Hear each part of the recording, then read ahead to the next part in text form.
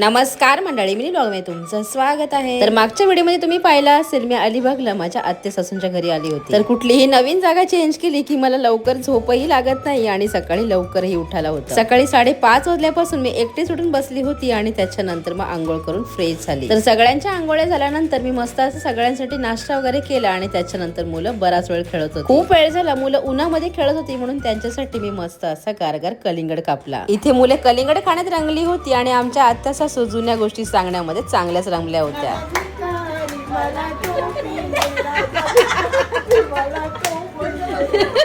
इथे आत्यांच्या काही गप्पा काही संपत नव्हत्या पण आमची वेळ मात्र इथे संपत आली होती। तर दुपारनंतर जेवून आम्हाला लगेच निघायचं होतं पण त्यांचं काही मन आम्हाला सोडवतच नव्हतं। कसं असतं ना, आपल्या आयुष्यामध्ये परमेश्वराने 2 प्रकारचे व्यक्ती आपल्या समोर पाठवलेल्या असतात। काही व्यक्ती निस्वार्थी मनाने आपल्यावर प्रेम करतात तर काही व्यक्ती फक्त स्वार्थासाठी आपल्या जवळ आलेल्या असतात। काही व्यक्तींसाठी आपण खूप काय करतो पण त्याच्या बदल्यात ते आपल्याला फक्त तिरस्कार देतात। पण त्याच्या उलट अशा काही व्यक्ती असतात ज्यांच्यासाठी आपण काहीही करत नाही पण ते आपल्याला भरभरून प्रेम देत असतात। तर चला, जो जसा असेल त्याच्या तसंच वागायचं आणि आयुष्यामध्ये पुढे निघून जायचं। तर चला, दुपारच्या जेवणासाठी आज बऱ्याच ठिकाणी आमंत्रण होती पण आम्ही इथे आज मिस्टरांच्या मामाच्या घरी जेवायला आलो। तर इथे मामांच्या घरी आल्यानंतर मी त्यांच्या वाडीमध्ये जाते आणि सगळ्या भाज्यांची शूटिंग करत असते। तर कालही मी इथे आली होती पण काल संध्याकाळ झाली होती त्यामुळे इथलं काही शूट मला करता आलं नव्हतं। तर इथे भाज्यांची शूटिंग झाल्यानंतर मी इथे जेवणाला मदत करायला आली पण वहिनीचं जेवण इथे सगळं काही झालं होतं। या वहिनी चांगल्या आर्टिस्ट आहेत आणि त्या बऱ्याच वस्तू बनवत असतात आणि छान छान अशा पेंटिंग करत असतात। तर इथे त्यांच्या किचन मध्ये सुद्धा त्यांनी खूप छान असं जुन्या काळचं पेंटिंग केलं होतं जे मला खूप आवडलं होतं। तर इथे दारावली चांगलीच मोठी घंटा लावली होती आणि याच्यासोबत छोटी मस्त अशी खेळत होती। तर इथे जेवणामध्ये मस्त अशी मटारची भाजी केली होती आणि गावठी वांग्याची भजी केली होती। तर आज मस्त असं व्हेज जेवणाचा आस्वाद घेतला आणि त्याच्यानंतर आम्ही आमच्या घरी निघालो। तर आज आम्हाला बोटीतून प्रवास करायचं होतं त्यामुळे लवकरात लवकर आम्हाला इथून निघायचं होतं कारण संध्याकाळ झाली असती तर बोटी बंद झाल्या असत्या आणि मुलींना आज आमच्या बोटीतूनच जायचं होतं। तर आम्हाला भेट म्हणून हिने इतक्या कार्या काढल्या होत्या की यातल्या अर्ध्या कार्या मला इथंच ठेवाव्या लागल्या। त्यात ऑलरेडी आम्हाला बऱ्याच जणांनी भेटी दिल्या होत्या आणि त्यात आमच्या कपड्यांच्याही बॅगा होत्या। डायरेक्ट जर गाडी केली तर आपण कितीही वजन नेऊ शकतो पण अशा प्रवासामध्ये जास्त वजन आम्हाला नेता येत नाही।